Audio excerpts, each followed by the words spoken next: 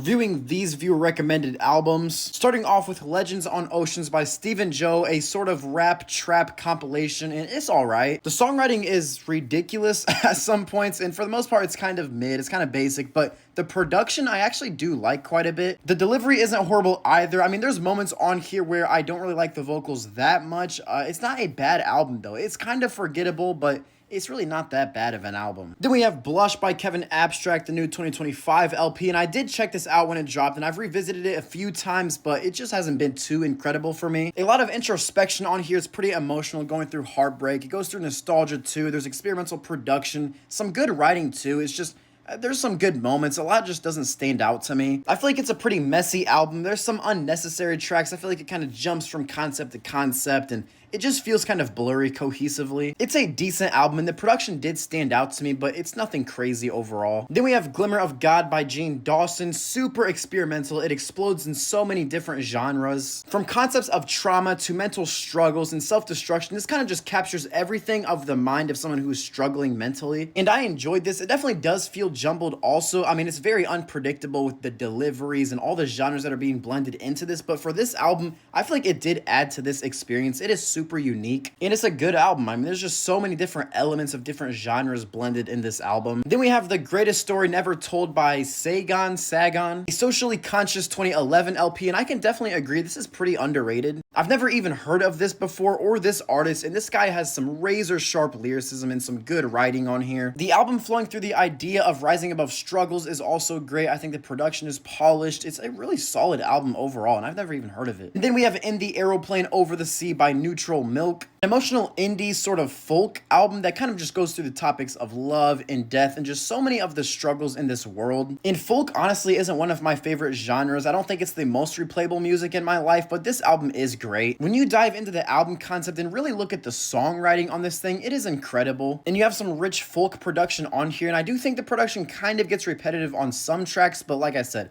I think overall this is a pretty good album. But those are my final thoughts and my reviews on these viewer recommended albums. I appreciate all of you, and that'll be it.